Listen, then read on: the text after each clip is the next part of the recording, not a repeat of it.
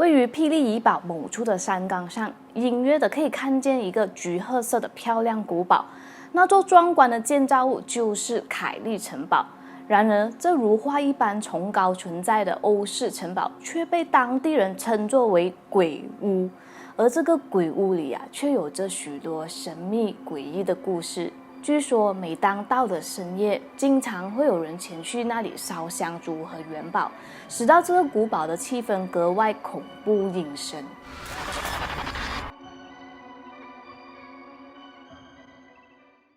Hello， 大家好，我是美貌与智慧并重的小南。小南终于接到业配啦 ！Oppa Seafood Delivery 是大马首创韩式火锅外卖，使用小南 promo code 小南就能获得58%优惠哦！还等什么？赶快下单吧！雪龙区内1个小时送到你家，边吃部队锅边看小南的影片吧。位于马来西亚霹雳怡保的凯利古堡建立于1908年，据说在施工期间呢，工人接二连三的感染了西班牙的流行感冒而离世。而古堡的曾经主人凯利在前往葡萄牙首都里斯本的时候，因为感染肺炎而病逝，当时的他享年56岁。因此，在凯利逝世之后，城堡也没有修建完工，从此那里就开始流传出不少灵异事件，甚至还吸引了多个灵异节目组前去那里进行探灵冒险。原本华丽庄重的凯利古堡就这样沦落成为了当地人口中的鬼屋，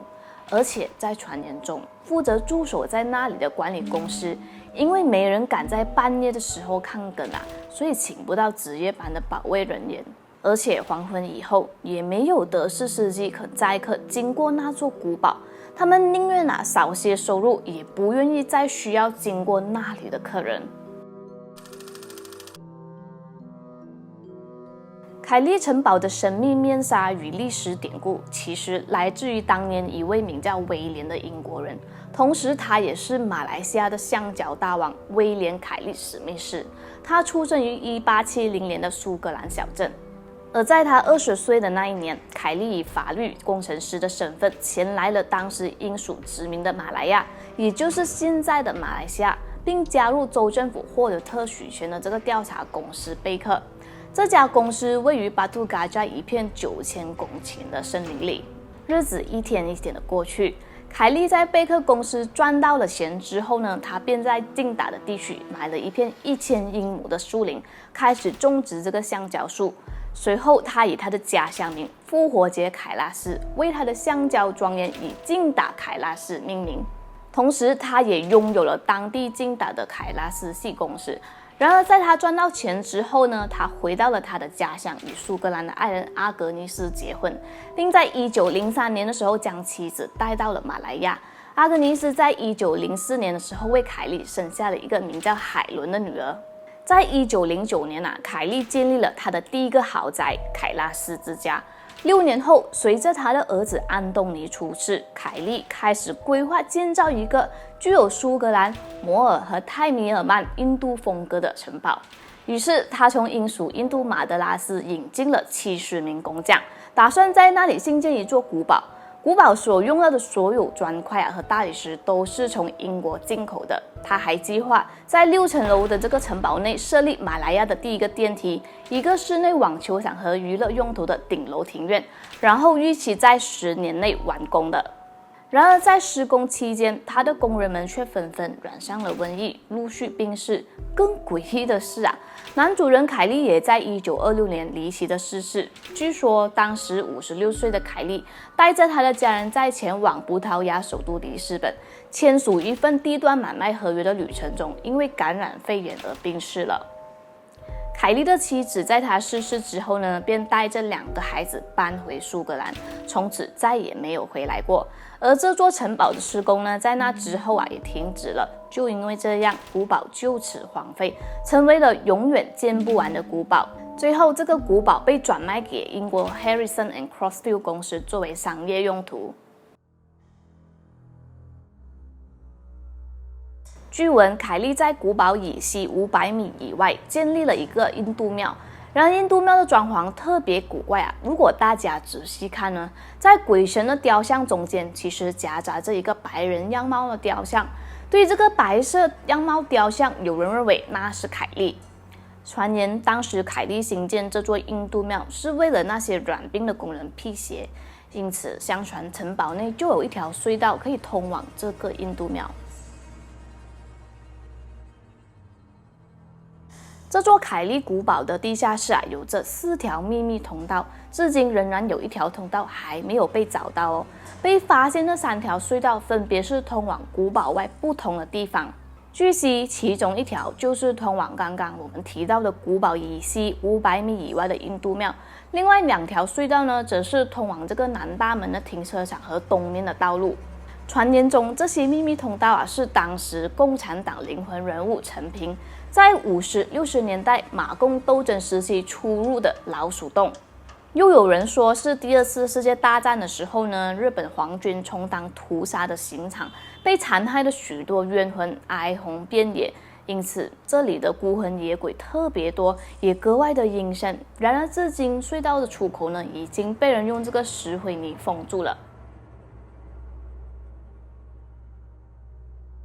除此之外位于凯利古堡中间的空地上有个干涸的古井。曾经负责在古堡割草的工人说，有一天他经过古井，看见里面有很多钞票，于是他便用竹竿插入井内，想把这个钞票勾上来。可是忽然间，井内的钞票却消失不见。随后在当天晚上，他却梦见了一条大蛇盘绕在古井口上，似乎在警告他不能取走井内的东西。有不少来过凯利古堡探灵的人都说，走在城堡阴暗的长廊上，有一间住房转到另一间住房的时候呢，总会让人感觉到阴风阵阵，毛骨悚然。这个感觉呢，就像是背后有一对血红的眼睛在凝视自己，稍微一个晃神，就会见到投射在墙上的暗影。听闻那个暗影就是凯利史密斯的鬼魂，因为实在不舍得自己的城堡，所以久久不愿离去。有时候又有人说看见一位白衣女人在天台飘荡，这座凯利古堡里面就像是迷宫一样。加上古堡本身残旧的墙身，有时候阳光照射不到的地方还让人感到恐怖。再加上传言说有许多孤魂野鬼在凯利古堡里游荡主要是因为这里曾经被日本军队充当成刑场，当时被残忍迫害的无辜冤魂就这样变成了无主的孤魂，在此徘徊走不了了。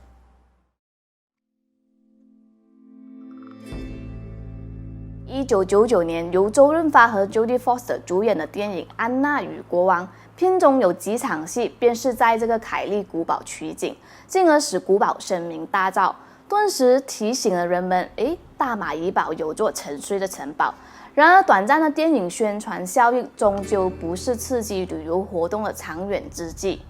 因此呢，霹雳州旅游局与凯利古堡官方曾经在某一年的这个万圣节时期携手举办了凯利古堡夜游，来吸引旅客们前往探索刺激的。当时凯利古堡夜游这个活动在10月的每个星期五和星期六晚上8点至12点举行，可想而知，旅客们可以在漆黑一片又充满诡秘之感的凯利古堡进行探索过程一定十分刺激的。虽然自古以来有句话说人鬼殊途，人和鬼本来就应该河水不犯井水，可是霹雳州旅游局却大胆地反其道而行。如今凯利古堡已经变得美观，并成为了马来西亚著名的旅游景点之一。加上凯利古堡自身的特殊历史和华丽建筑，霹雳州当地政府在近年来极力保存和维修，将城堡的杂草藤蔓整顿清除，好方便旅客能在白天前来凯利古堡参观的。当然，如果你的胆子够大，也欢迎到古堡中的地下室一探究竟哦。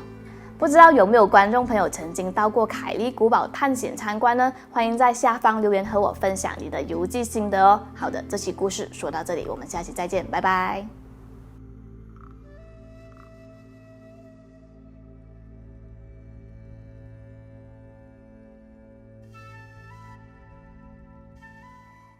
感谢看到此时此刻的你，为了答谢男粉一路以来的支持，我连同欧巴 Steamboat Delivery 举办了一个小小的抽奖活动。只要按赞这个影片，并且在下方留言我要吃欧巴 Steamboat 韩式火锅外卖，之后我们会分别从3支影片里抽出一共3位幸运儿，送给每人价值100令吉的韩式部队锅。注意，暂时只有马来西亚西马的朋友可以参与哦，还等什么？赶快加入这次的活动吧！上楼打东西的时候呢，才发现不对劲。当时他们打开传出臭味的房门后啊，看到一个大型的褐色行李箱，他们觉得非常可疑，于是决定打开行李箱，殊不知却有一只人手掉出来，吓得他们赶紧报警。事后根据这个法医的检验，逝者脖子有3